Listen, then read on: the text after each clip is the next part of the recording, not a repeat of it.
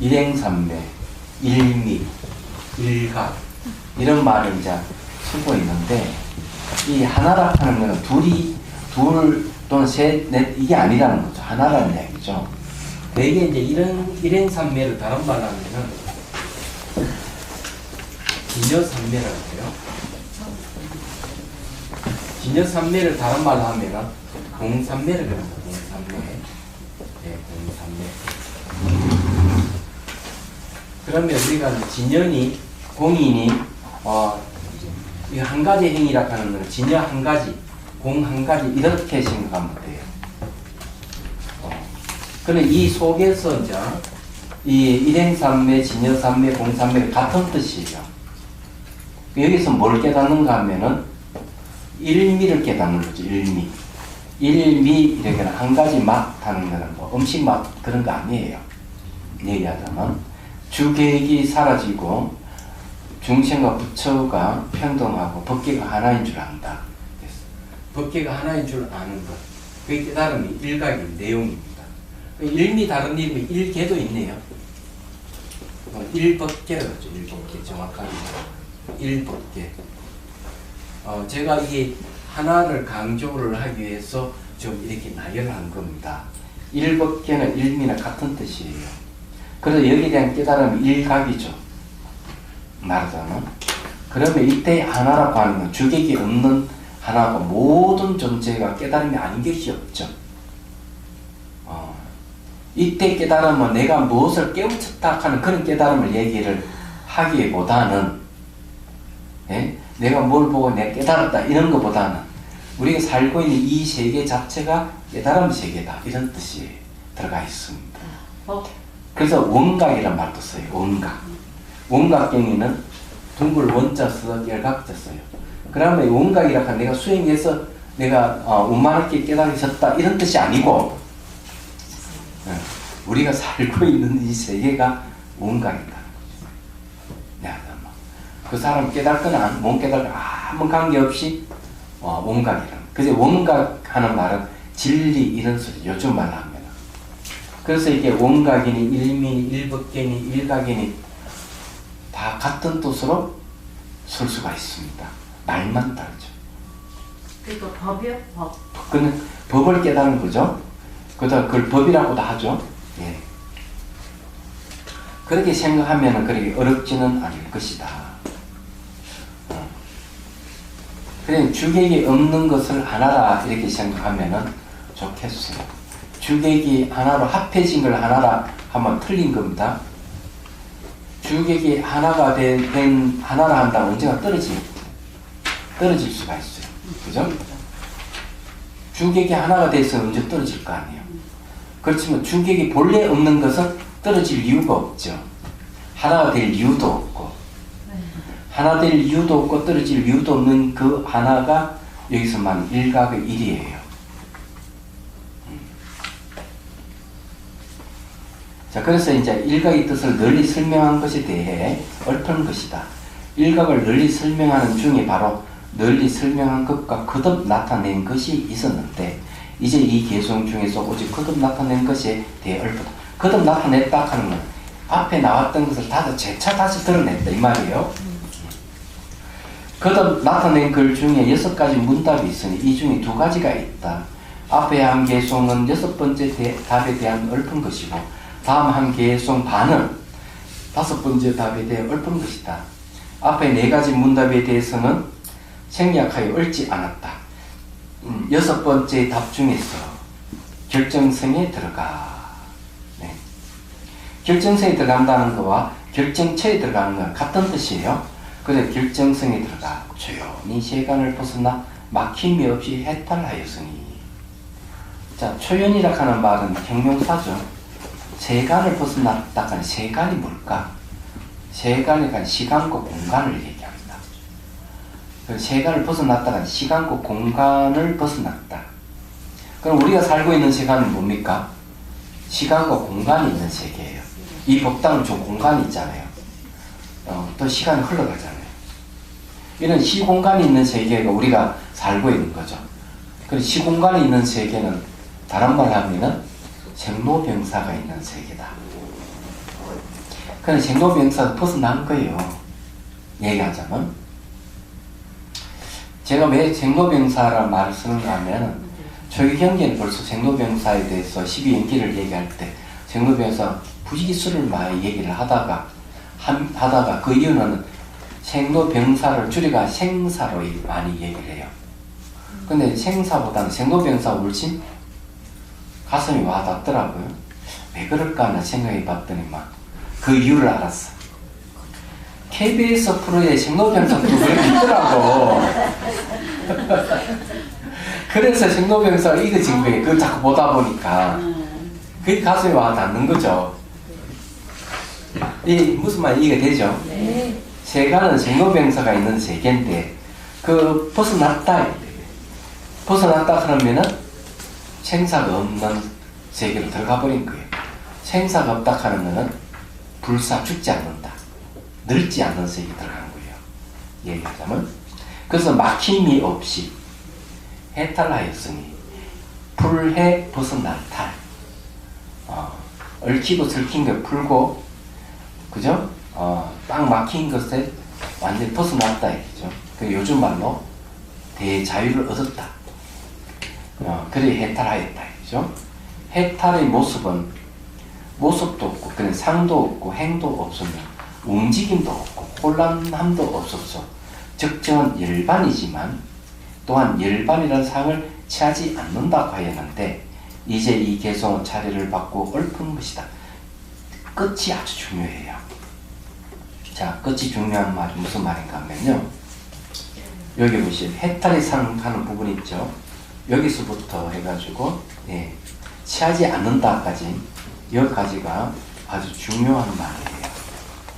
이게 왜 중요할까? 자, 움직임도 없다 했죠. 우리 마음의 본성은 뭐라고 했습니까? 마음의 본성은 공적하다. 비에 있어 고요하다. 그리고 여기는 뭐가 움직임이 있어요, 없어요? 없죠. 움직임이 없다. 그러면 움직임이 있는 건 뭘까? 요 움직임은 뭘까? 마음의 움직임을 얘기하죠. 그래서 마음의 움직임을 다른 말로 하면 업이라고 한다. 마음이 움직이면 반드시 괴로움이 동반돼요. 그런 걸 우리가 명확하게 이해를 해야 된다. 또 대화하다가 상대가 무슨 말을 하는데 내 마음이 움직이셨다. 마음이 움직이면서 막 걱정거리가 생기고 이런 경우는 없어요. 상대의 말을 들으면 막 걱정이 생기고 막 어찌할 바를 모르고 어떻게 해야 되지 고민이 생기고 그런 적은 없어요? 있죠. 그게 정형적인 마음 움직임. 그 마음 움직이면 뭐가 있을까? 뭐라고? 하루에 수십 번도 더 하죠. 그래서 고뇌하고 그래서 거기에는 마음 움직이면 뭐가 괴로울 고자가 있는 거예요. 고. 그래서 이런 것을 표현을 할 때 이게 기본적인 것을 이해를 하면은 좋다 이거죠. 자, 업을 뭐라 하는가 하면 마음의 움직임이다 이거죠. 마음의 움직임을 업이라고 얘기해요. 다르게 하면 반응하는 것이다. 네. 대상에 반응하는 것을 마음의 움직임을 보고 마음의 움직임을 다른 말로 업이라는 한 글자를 표현한 거예요. 마음 움직이니까 반드시 뭐가 괴로움이 오고 그렇죠? 네. 괴로우니까 바른 생각할 겨를이 있겠어요? 안 그래요? 문명이 있는 거죠. 이걸 갖다 혹이라고 해요. 혹. 미혹이. 미혹되니까 다시 업을 또 씻는 거야. 업을 씻으면 또 이게 괴로운 거야. 그래서 뺑뺑 도는 걸 윤회라고 하는 거예요.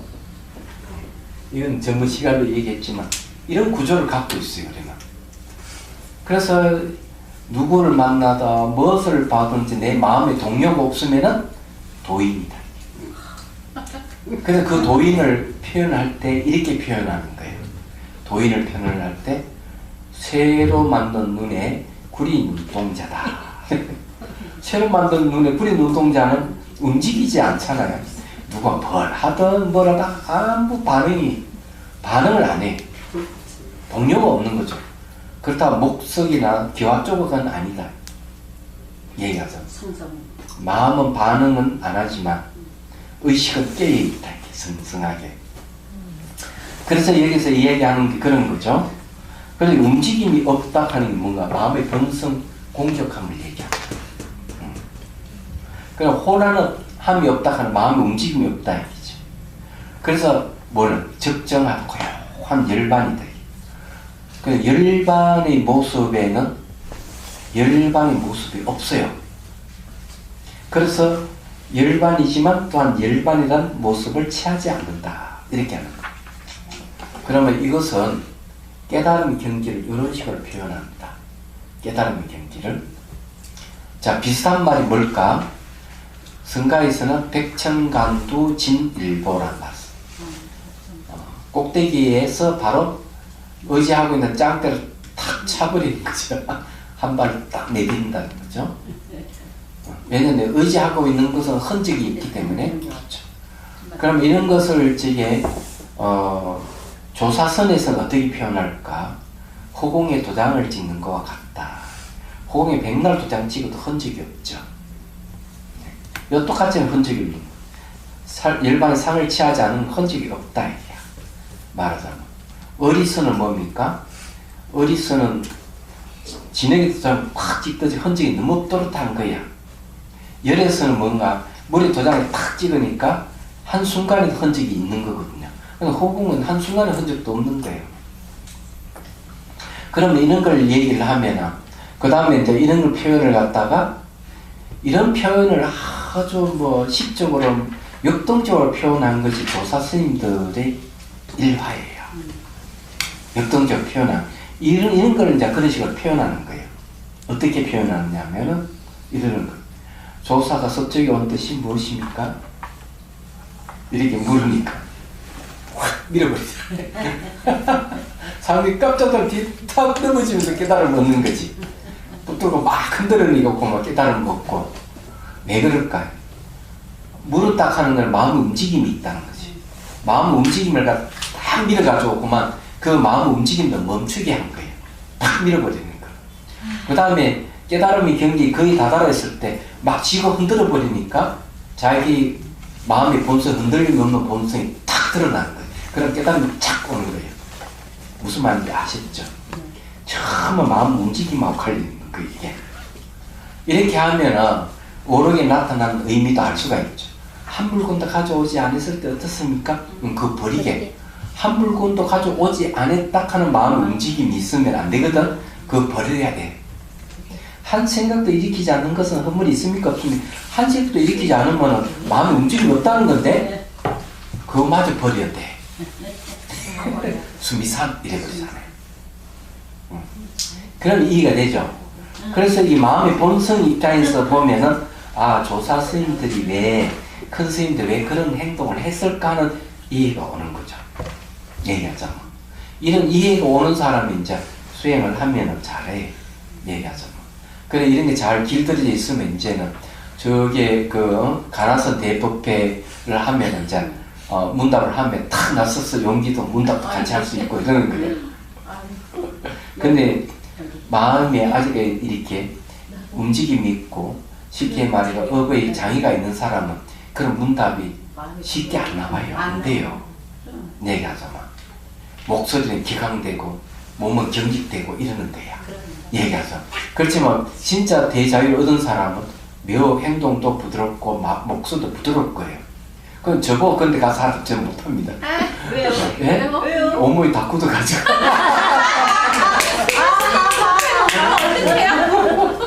무슨 거는 마음이 움직이는 거예요? 예. 그냥 안 되는 거예요. 그건 쉽지 않아. 자, 그 다음에 이제 경 봅시다. 이거 아침에 우리 공부한 거하고 연결이 돼. 다 연결되는 거예요. 그래서 이 이치는 몰라도 자꾸 들으면은 뭐가 입구멍이 열리고 그럴 거예요. 그러면 재미있어지는 거예요. 이해만 돼도 이제 그것을 인연을 해서 수행을 할 수가 있다. 자, 경 봅시다. 공한 마음의 정밀한 곳에는 정밀한 마음이 일어나지 않는지라 저 건강의 성질과 같이 삼보를 깨뜨리지 않고 육바라밀을 갖추어 모든 일체의 중생을 제도하니 앞에 했던 이야기를 개성으로 전부 다시 얘기했습니다. 자, 건강의 성질을 갖고 있다. 건강은 깨뜨려지지 않는 걸 얘기하죠. 그건 선정바라밀을 얘기합니다. 삼보를 깨뜨리지, 불법성 삼보를 깨뜨리지 않는다. 이 말이 무슨 말인지 잘 모르시죠? 그러면 원효스님 말씀을 대승기신론에서 이렇게 얘기합니다.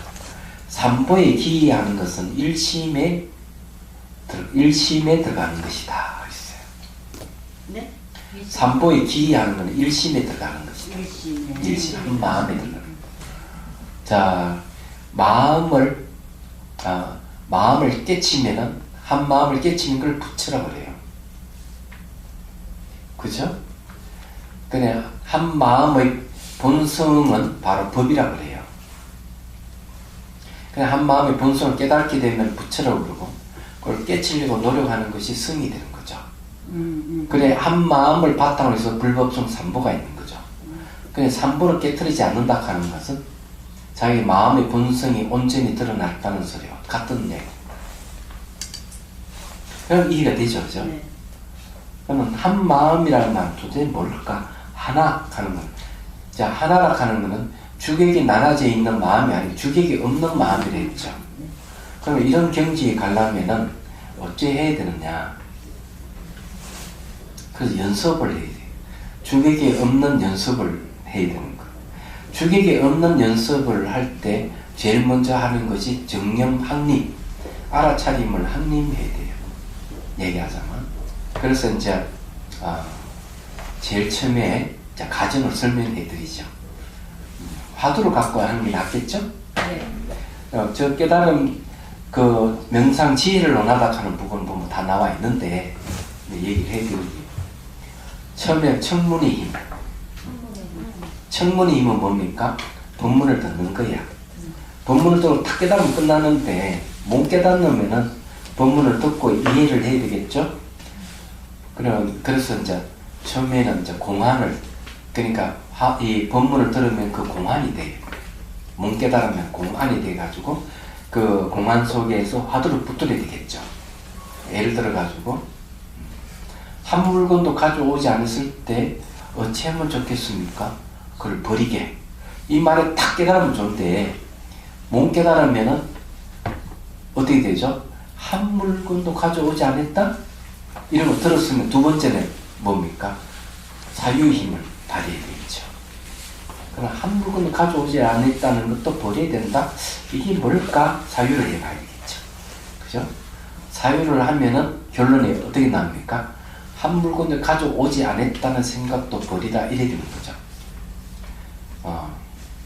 그 사유의 힘의 이해가 탁 오면은 세 번째는 뭡니까? 정념의 힘. 정념의 힘으로 이제 정념은 어떤 게 있습니까? 잊어버리지 않는 걸 얘기하죠. 그걸 탁 붙어 잊어버리지 말아야 돼요. 그건 어떻게 하면 잊어버리지 않을까? 한 생각, 무슨 생각이 일어나기만 하면은 착 하고 명칭을 붙여주는 거야. 왜? 생각이 일어나기만 하면은 그거는 이제 버려야 되니까. 방아청은 버리라 했으니까. 한 생각이 나기만 하면 방아착과 마음속에 명칭을 붙이죠. 감정이 올라와도 방아착하고 명칭을 붙이죠. 그래서 마음의 움직임을 다 그치게 하는 거예요. 어떤 사상의 철학이 뭐가 대상이 반응하는 느낌, 대상이 반응하는 감정, 대상이 반응하는 생각만 일어나면은 방아착을 다 붙여. 또는 수미산을 붙이든지. 그렇게 하다 보면은 이제는 방아착의 이름을 붙이지 않고도 생각이 나면 자기 마음의 힘으로 딱 그치게 할 수 있어. 응념이야. 그래, 응념의 힘이라고 해요. 그렇게 이제 응념은 기억이죠. 잊어버리지 않는 기억을 얘기해. 계속 그렇게 하다 보면 어느 순간 그 다음에 어떻게 한다? 알아차린 마음만 남아. 하도 이제 뭐 올라오기만 하면 응념해버리니까 응념의 내용이 뭘까? 한 생각도 일어나지 않게 하는 거죠. 그러면 그 다음에 이제 혼침과 들뜸이 이제 일어나면 바른 알의 힘으로 없애면 돼. 없애는 거예요. 그러면서 그 다음에 뭐가 일어날까? 네. 그 다음에는 이제 알아차리면 응념만 있으면은 한 생각도 일으키지 않는다는 그 응념만 남아 있는 거야. 그럼 한 생각도 일어나지 않는 것도 버려야 되잖아요. 그거 어떻게 버릴 거예요? 한 생각도 일으키지 않는 그 알고 있는 그 알아차림에 머물러야 돼요. 딱 머무르게 되면은 어떤 현상이 생길까? 주객이 한 덩어리가 되는 거예요. 이 한 덩어리 됐다 안 됐다 됐다 안 됐다. 응념에 머물렀다 안 머물렀다. 머무르게 되면 한 덩어리 됐다. 안 머무르게 또 둘로 나눠졌다. 이렇게 하는 거예요. 그래 탁 머물게 돼서 익숙해지면서 이제 평정 상태가 와. 마음이 올라가는 것도 없고 내려가는 것도 없고. 그러면 그 한 덩어리 된 내용이 뭘까? 방아차기야. 모든 걸 버리는 마음만 딱 남아있어. 버리는 마음만 딱 남아있고. 그러다가 버린 마음만 딱 남아있는 그 내용은 바깥 경계를 찾을 수 없고 마음의 모습을 찾을 수 없어. 그걸 다승일편이라고 해요. 화두가 한 덩어리 된 거예요. 화두가 뭐죠? 방아차. 그렇죠? 방아차 이름이 아니고 그 뜻만 남아있는 상태죠. 그게 한 덩어리 돼. 그래 계속 가거나 앉거나 눕거나 먹거나 하도 한 덩어리만 있는 거예요. 이제 타승일편이 탁 되면 그 다음에 뭐가 오느냐 하면은 삼매가 옵니다. 하두 삼매 고요함이 오는 거예요. 고요함이 올 때 이때 그냥 화두를 탁 놓아버리면 안 되는 거야.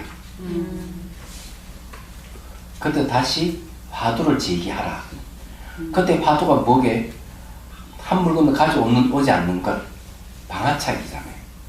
또는 수미산이잖아요. 그걸 그대로 다시 제기를 하고 있는 거죠. 그 상태가 말과 생각을 떠나는 자리잖아요. 그리 붙들고 있으면은 그 다음에 오는 것이 공정영지예요. 자, 공적 여기 공정 있죠. 그 다음에 이제 신령스러운 영지가 생깁니다. 신령스럽게 하는 알 공정 영지라고 그래요. 이거는 이제 나온 선사가예요. 공정 영지가 텅 빈 안가밖에 없는데 신령스럽게 아는 암만 탁 남아있는 거예요. 여기서 이제 조금 더 이제 수행해가면은 그 다음에 나타나는 게 로려상지가 나와요. 로려상지. 로려는 분명하다. 상지는 항상 하는 암.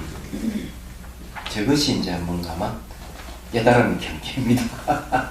이건 다 성가에서 하는 얘기예요. 얘기하잖아. 그렇다는 걸 얘기를 할 수 있죠. 그리고 여기서 이제 얘기를 하면 이 정멸한 마음이 일어나지 않는지라 저 건강의 성질 같이 뭐 이렇게 얘기하면 성가에서는 이런 식으로 간다. 수행을 해갑니다. 다만 제가 이야기한 것은 대성의 수행의 6가지 힘을 대입을 시켜서 설명한 거예요. 근데 대입시키지 않고 설명하면은 참 어려워요. 그래서 이게 대성의 사마타 수행 방법을 하고 딱 대입시켜보면 적절하게 잘 맞습니다. 그래서 이제 흔히 이제 이런 얘기를 하잖아요. 성가에서 무슨 수행 단계가 있느냐? 옳습니다. 수행 단계가 없어요. 법문 듣고 바로 깨달으면 되니까. 그럼 못 깨달은 사람에게는 어떠냐? 수행 단계가 있는 거예요. 이런 걸 분명하게 우리 얘기를 하죠. 성가에도 수행 단계에 있는 못 깨달은 사람에게는 있다. 화두를 붙들고 참고하는 사람에게는 수행 단계가 있다 봐야 되는 거죠. 바로 깨달은 거는 수행 단계 없이 즉각 깨달으니까 무슨 단계가 있겠어요. 이런 문제가 있다는 얘기예요. 자, 그 다음에 이제 봅시다. 그래서 삼보를 깨뜨리지 않고 육바람미를 갖추어 또한 일체 중생을 제도하네. 이때 육바람미는 상이 없는 육바람밀, 마음의 본성의 표현이 육바람밀이에요. 깨닫기 전에 육바람밀은 육바람밀이라는 상이 있는데 깨치고 난 뒤에 육바람밀은 상이 없어요. 모양이 없어요. 보시를 해도 보시 모양이 없고요. 보시, 지계, 인욕, 정진, 선정, 지혜를 얘기하죠. 특히 건강의 성질은 바로 선정바람밀을 얘기하는 겁니다. 쉽게 얘기하면은 그런 거죠. 마음의 본성이 탐욕이 없기 때문에 그 보시바람이 되는 거죠. 마음의 본성은 해치고자 하는 마음이라 이런 것이 없기 때문에 시계바람이 돼요. 마음의 본성이 망념이 없기 때문에 인욕바람이 돼요. 마음의 본성은 가고옴이 없기 때문에 정진바람이 됩니다. 마음의 본성이 건강같이 단단하기 때문에 선정바람이 되는 거예요. 마음의 본성 그 자체는 지혜입니다. 번뇌를 만나면 다 없애버리기 때문에. 그렇지만 그건 마치 이 향연기를 피우면은 향연기가 허공을 만나면 싹 지가 알아서 사라져버려요. 허공은 향연기를 없애려는 마음 애초부터 없어요. 연기가 피어오르거나 오르지 않거나 관계없이 비어있어. 근데 비어있는 이놈이 이 비어있지 못한 놈을 만나면 비어있는 놈을 없애려는 작용을 나타난다. 이게 비유를 얘기하지만 우리 마음의 본성도 그거 같다. 그 지혜를 얘기하는 거예요. 그런데 육바람밀이에요. 이런 걸 갖추었기 때문에 일제 중생을 탁 만나면은 그거에 맞춰서 탁 작용을 해가지고 탐심 많은 중생 만나면은 보시하게끔 하고 내도로 남 해치는 마음을 가지고 있어 해치지 못하게 하는 방편이 튀어나오는 거예요. 얘기하자면 그런 거예요. 그래서 제 중생을 제도한다. 이렇게 하는 거예요. 자, 이 이야기는 다른 말 하면은 이런 얘기죠. 이제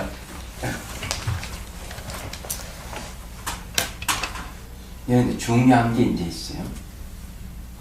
자, 원칙 스님은 병행과가 맞아야만이 이것을 명상이다 또는 수행이다 이렇게 얘기를 합니다. 경은 뭔가 하면 알아야 할 대상, 마음의 본성 진여를 얘기하죠. 여기서는 일미가 되겠고요. 다른 말은 공적이 되겠습니다. 마음의 본성 공적하다. 이게 다 같은 말이에요. 행은 뭡니까? 이 육바람밀을 얘기합니다. 육바람. 육도를 얘기하죠. 그럼 육바람밀은 뭐겠어요? 그럼 육바람밀 수행을 하게 되면 내가 이 진여에 대해서 뭡니까? 치와 간을 하죠. 집중 명상과 분석 명상하죠. 그럼 이 육바람밀 지관은 어디에 속합니까? 바로 육바람밀에 속하죠. 선정바람밀과 지혜바람밀 지관이에요. 그래서 이렇게 이제 진여에 대해서 계속 수행하면 결과가 바로 진여를 깨닫는 것이 되겠죠. 그런데 뭐가 눈치 안 챘습니까? 처음에 알아야 할 대상이 진여가 그 결과도 같은 진여라는 거죠. 그럼 이걸 뭐면 이 과정이잖아요. 과정에 뭐가 있어? 육바람밀이 도사리고 있죠. 그러면은 이것은 경은 씨앗이죠. 씨앗. 맞아요. 육바람밀은 뭘까? 이 씨앗이 들고 사고 있는 흙, 물, 온도 이런 거예요. 조건. 그죠? 여기서 sak이 싹 들어가지고 꽃을 피우죠. 그죠? 꽃을 피운단 말이에요. 꽃이 피우면 그 다음에 뭐가 생기죠? 열매가 생기잖아요. 과실이잖아요. 과실도 알게 보면 뭡니까? 씨앗이잖아. 똑같은 놈이잖아요. 그죠? 네. 그런데 알고 보면 이 수단이 육도도 뭡니까? 줄기와 잎이잖아요. 그것도 되죠. 꽃을 피울 수 있도록. 그래서 이제 경행과가 서로가 맞아야 된다. 이런 거 보면 이 전체를 다른 말로 뭐냐면은 마음의 본성이다. 마음의 본성이 공적함을 얘기한다. 그래서 육바람이 또 마음의 본성에 속하는 거예요. 딱 이렇게 보면 이걸 요즘 말로 하면 어떻게 될까요? 이런 말. 너무 어렵고 힘든 사람이 와가지고 제가 너무 힘듭니다. 뭘 해도 이 문제 해결은 안 보이고 어찌 했으면 좋겠습니까? 하면은 다시 처음 시작한 처음으로 돌아가십시오. 이렇게 얘기하는 거예요. 왜? 시작점에 해답이 다 있는 거예요. 그 시작점이 뭡니까? 자기 마음의 본성은. 그래서 수행하는 사람, 수행하는 거 잠깐 안으로 얘가 어딜 가? 자기 시작점을 찾아 들어가는 거예요.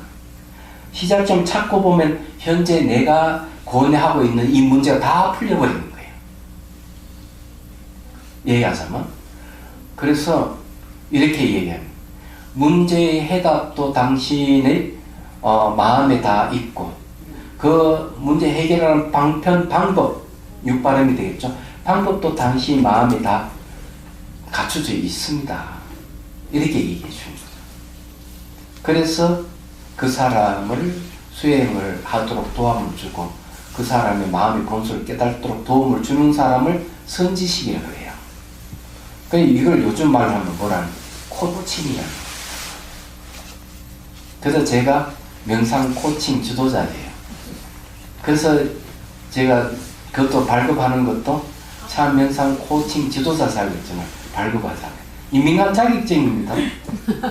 네. 열심히 하면 여러분 직업을 하나 얻을 수가 있어. 대단해요. 네.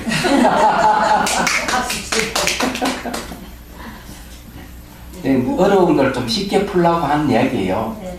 네. 그래서 이게 원칙스님은 병행가가 맞아야 된다고. 그래 이게 수행이다 이렇게 하는데 마음의 본성이 바로 시작점이 마음의 본성이에요. 그 끝도 마음의 본성이고 시작에서 끝으로 갈 수 있는 방법도 마음의 본성에서 나온다 이거지. 그래서 여기 얘기 그런 거죠. 육바람이란 마음의 본성이에요. 그래서 이 육바람이 수단인데 수단은 수행이잖아요. 이게 마음의 본성이에요. 그 결과가 뭡니까? 결과가 정밀한 마음이에요. 일반을 얘기하죠. 그냥 일반과 육바람이 같은 거예요. 이걸 이제 일제중심을 제도한다는 게 또 뭘까? 그게 선지식이에요. 선지식도 육바람, 아니, 마음의 본성이 갖춰져 있는 거죠.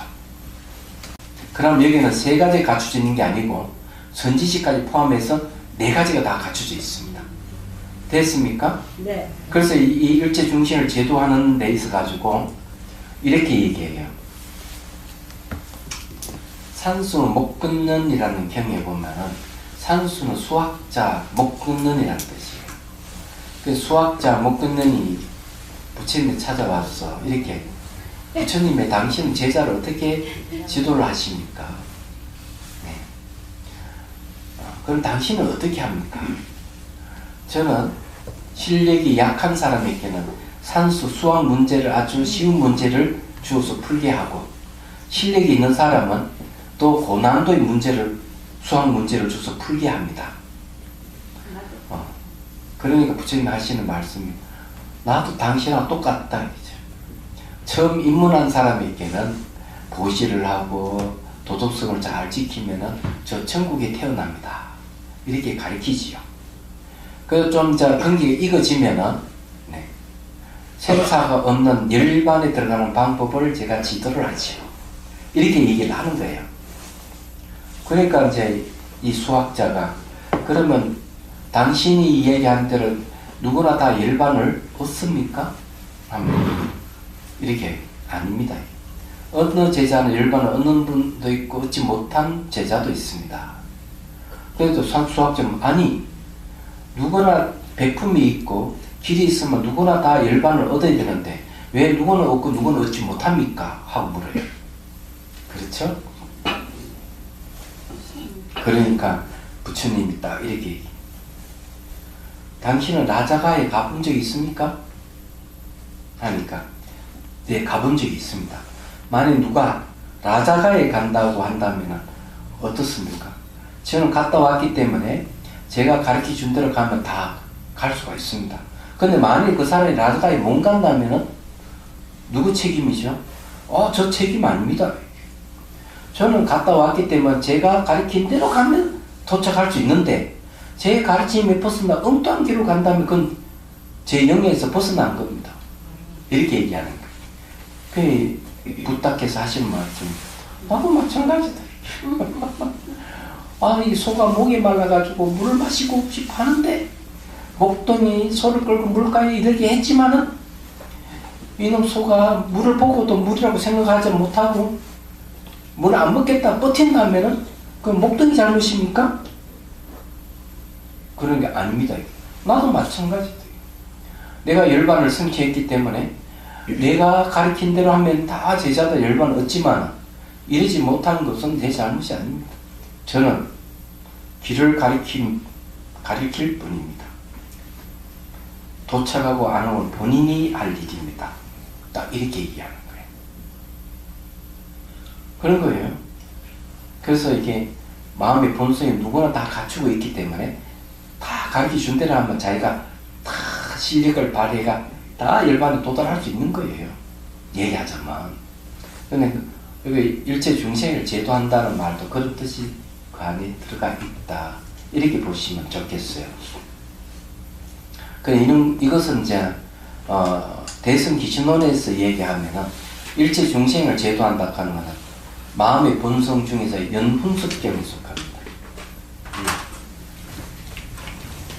네 가지 거울 중에서 마지막 연훈습이라는 거 있어요.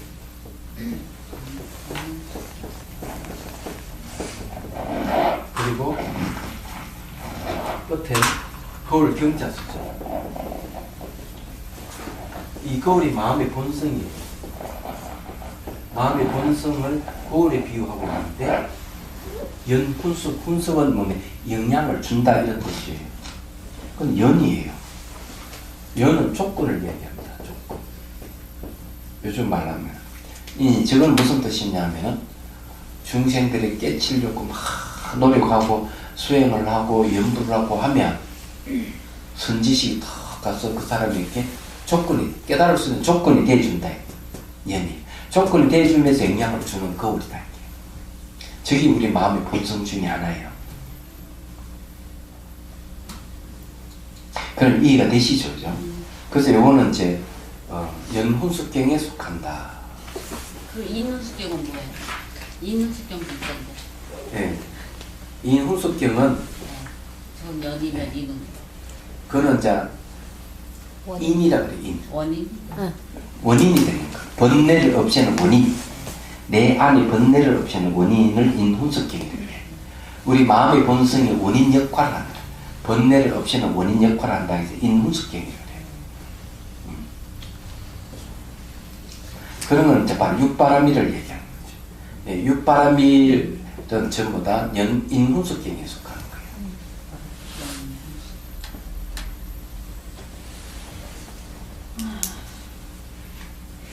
그렇게 보면 돼요. 그 정밀한 마음은 뭘까? 정밀한 마음 그 자체는 첫 번째 4개의 거울 중에 첫 번째 해당해요. 여실 공경이에요. 있는 것들 비해 있는 모습이에요. 근데 이제 깨달은 사람에게는 여실 공경이 이제 마음의 본성으로서 열반의 모습을 띠지만 깨치지 못한 사람에게는 여실 공경은 비어 있기만 하지 비추는 성질이 없어요. 그럼 나중에 이제 대승기신론 강의는 이제 1월달에 할 겁니다. 1월달에 제가자를 위한 두 번째 대승기신론 강좌를 자비선사 열 겁니다. 예. 뭐 그런 거 다 얘기를 제가 다 얘기를 할 거예요. 제 건강 삼매경론을 우리 공부를 하고 있기 때문에 이번에 대승기 신론 강의하면 좀 더 격조가 높은 강의가 되지 않을까 이렇게 생각합니다. 그래 앞에 듣지 못한 분들을 위해서 앞에 것도 개론적으로 중요한 부분을 다시 설명을 할 생각을 합니다. 그리고 이제 뒤에 후반부에 이제 강의를 할 건데 수행에 대해서 이제 지간 수행에 대해서 많이 얘기를 할 거예요. 얘기하다만. 자, 일단 210페이지 논 봅시다. 원효스님의 가르침입니다. 이것은 5번째 답에 대해 얽힌 것이다. 저것의 신과 법을 내지 아니하여 곧 의지함이 없으며. 자, 신과 법을 내지 않는다 하는 거는 뭘 이야기하냐? 신하는 거는요 인아를 얘기하고 법은 법아를 얘기합니다. 인아 법아를 얘기합니다. 그 인아와 법아를 내지 않는다. 내 안에 자아가 주장하는 자아가 있다는 그것도 내지 않고 내 보이고 들리는 이 세계에도 자아가 있다는 것도 내지 아니에요. 네. 그러니까 아직과 법직을 얘기합니다. 곧 의지함이 없으며 모든 행위에 머물지 아니하여 마음이 항상 공적하여 다른 상이 없다. 이거는 앞에 공부했던 부분들이요. 자성이 건강과 같아서 삼보를 깨뜨리지 않으며 공적한 마음이 움직이지 않아요. 육바르미를 갖췄다고 하였으니 이제 이 개송은 차례를 따라 얽힌 것이다. 그러니까 이 개송 내용은 앞에 우리 공부했던 것을 개송 산문을 19줄로 다시 이렇게 부처님께서 얽으시 법상에 올라가서 탁 이렇게 얽은 거예요. 이야기하자면 얽으면 이렇게 얽는 거죠.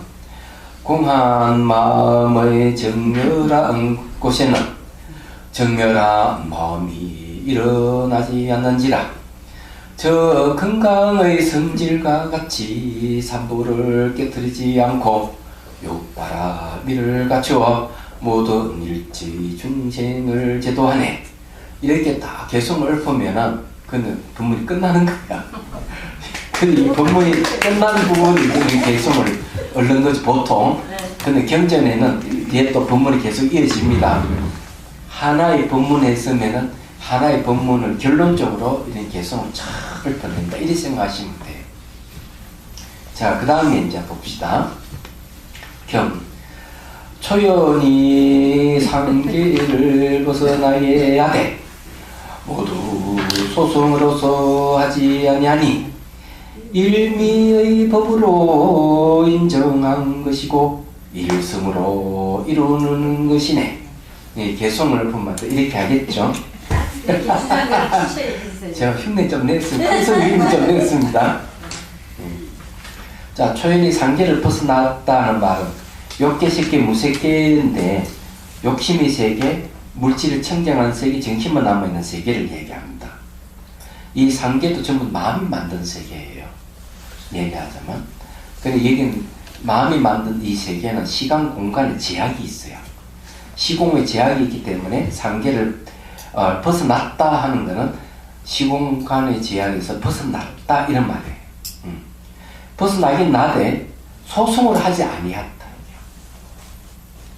왜 소승을 하지 않는? 소승은 정밀한 마음에 머물러 버려요. 열반에 머물기 때문에 소승이 돼요. 그렇지만 대승은 정밀한 마음에 머물지 않는다는 거죠. 그런데 앞에도 그런 구절이 있잖아요. 네. 앞에도 머물지 아니한다. 거기 보면 적정한 열반에 대하여도 또한 치하여 정덕함에 머물지 아니하니 이런 말을 쓰는 거예요. 왜 머물지 않을까? 중생에 대한 연민심 때문에. 중생이 고통받고 힘드는 것을 외면하지 않는 거죠. 그런 사람은 내가 다 구제하겠다는 마음을 갖는 거죠. 그걸 연민심이 그래요. 이런 연민심이 있으면 정밀에 머물지 않게 됩니다. 정밀에 머무는 소승이 머물지 않으면 대승이에요. 머물지 않아야 중생 구제하니까요. 그래서 소승으로서 하지 아니하니 일미법으로 인정한 것이요. 일미법으로 딱 인정한다. 일미 다른 이름이 뭐냐 그죠? 일미 다른 이름을 진여라고 얘기합니다. 허망하지 않은 짐이요 바뀌지 않는 이유다. 우리 마음은 허망하지 않다. 바뀌지 않는다 이거죠. 그다음 이걸 또 다른 말로 하면은 뭐라고 하느냐? 성이라고 그래요. 일미 다른 이름을 성이.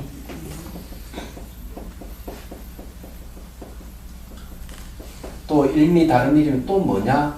이러면은 도리, 법계, 원각 이런 말들이에요. 그래서 여기 왜 하필 일미라고 썼느냐? 모든 걸 하나로 깨뚫기 때문에 일미란 말을 씁니다. 이 금강산밀경에서는 아주 어울리는 말이죠. 또는 일각이라는 말을 쓰죠. 근데 여기는 일성이라는 말을 썼습니다. 일미법으로 인정한 것이고 일성으로 이룬 것이네. 또 하나 일자 들어가. 탈성자는 가르침이에요. 근데 무슨 가르침? 부처가 되는 가르침을 일성이라고. 성문 영각 보살성이 아니고 성문 영각 보살이든 누구든 다 부처가 될 수 있는 가르침이에요. 왜? 일미법으로 깨뚫어 보니까 별 볼일 없는 중생들이라 하더라도 부처와 똑같이 깨달을 수 있다는 걸 얘기하는 거예요. 그래서 일성을 이루는 것이다. 일미법은 평등한 법이에요. 그래서 이런 말이 나오는 거예요. 그래서 이 한계송 앞에 일품의 큰 뜻을 전체적으로 읊은 것이다. 거리 대의를 풀이하였으니 앞에서 말한 것과 같다. 다 해됐네. 자, 그 다음 경에 이때 대중의 이 뜻을 설명하신 걸 듣고서 마음을 크게 기뻐하였다. 신과 아를 떠나게 되어 공하에 상이 없는데 들어가 툭 트여 넓게 되니 모두 결정성을 얻어 결사를 끊고. 결사는 뭡니까? 결하는 거는 이렇게 얽어 매는 거, 사악하는 부리는 걸 예. 번뇌죠. 번뇌가 우리를 결박하고 번뇌가 우리를 부리니까 결사를 그래요. 그런 결사를 끊고 번뇌를 다 없애게 되었다. 자, 원효스님 일품 안에 세 부분이 있는 가운데 앞의 두 부분은 앞에서 마쳤고 이 큰 문단은 세 번째로 당시 대중이 이익을 얻는 것이다. 신과 아를 떠나게 되었다는 것은 아궁의 진열을 아궁과 법궁의 진열을 정득하였기 때문이고, 결사를 끊고 번뇌를 다하게 되었다는 것은 견혹과 수혹의 미혹을 끊기 때문이다. 견혹은 없이기 쉬워요. 뭐냐면은 견혹이란 견해에 대한 미혹이에요. 견해에 대한 미혹은 끊기고 쉽고 수혹은 끊기 어려워요. 감정적인 거거든요. 닦아서 닦아야만 없어지는데 감정적인 건 잘 없어지지 않아요. 얘기하자면. 그래서 우리가 말싸움하면은 이치적으로 상대의 말이 옳지만은 감정적으로는 막 그것을 막 용납을 안 하려고 하는 마음이 있죠. 이치는 당신 말이 맞는데 내 감정은 당신을 용납하지 못합니다. 이런 말을 하고 있죠. 그만큼 견해는 없애기는 쉽더라도 감정을 없애기 어려워요. 얘기하자면 그것이 이제 수혹이에요. 탐진치 만, 의, 요 5가지는 전부 다 수혹에 속합니다. 견하는 것은 견혹에 속합니다.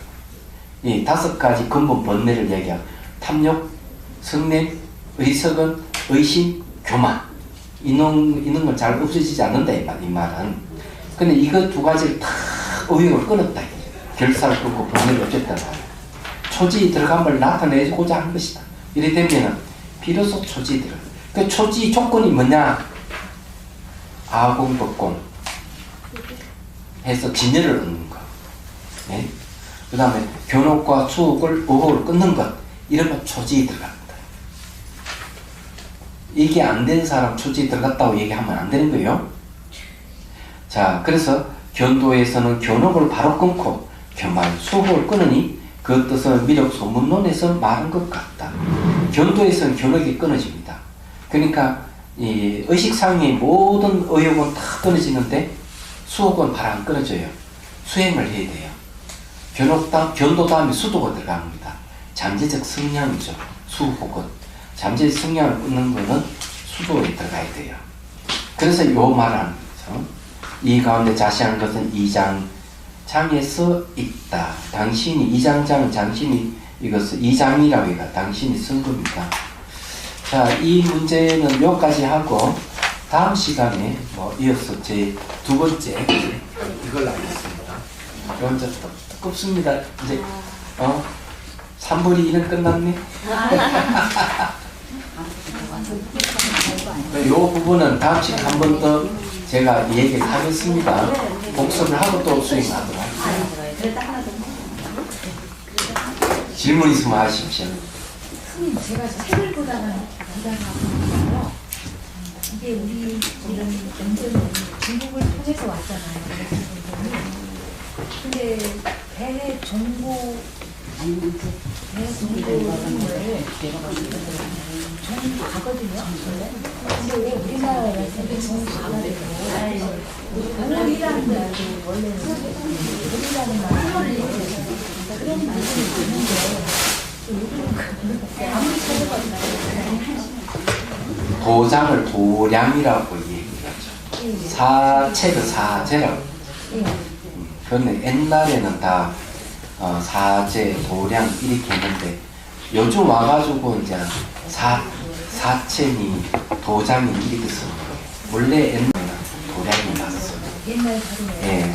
그래서 그대로 전통 이어서 좀 하고 있어요. 발음이 그런 거예요. 정보도 네. 못잡은 건가요?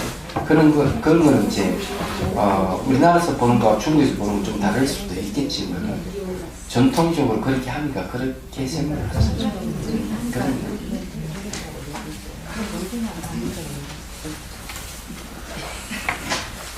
뭐 질문 있습니까? 그런 걸 다 찾아보려고 그러면은 사전을 사가지고요. 사전 중에서도 그게 무슨 이름이지 않는데 그 사전이 있어요. 불교 사전 말고 이 한자의 근원에 관계된 사전이 있습니다. 이제 뭐 그거 찾아보면 다 나와요. 이렇게 다 나오는데 우리는 그런 걸 안 하고 요즘 바람대로 자꾸 하고 이러는데 그렇지 않다는 거예요. 설문회자 말씀하시는 그래, 설문회자 같은 그런 거 보시면 다 나와요. 설문회자 같은 그런 것들이 여러 권이 있어요. 찾아보면 그런 다 나와요. 그렇지 않으면 법문 있잖아, 은혜본 같은 거. 예를 들어가지고 능경 은혜본 있잖아요. 은혜본 같은 거 찾아보면 도장이라 안 하고 도량이라 이렇게 다 해놨어요. 그것도 보면 알 수가 있고. 우리는 그렇게 발음을 그걸 옛날 전통적으로 내려오는 걸 요즘 말로 발음하면 이상한 거예요. 그래. 자, 그러면 해양기 하겠습니다. 중생들을 구하려는 마음으로 깨달음의 점수를 낼 때까지 부처님과 법과 성도에 항상 기념합니다. 지혜와 자비를 갖추고 이름을 내노력함으로써 부처님 앞에 법을 냈습니다.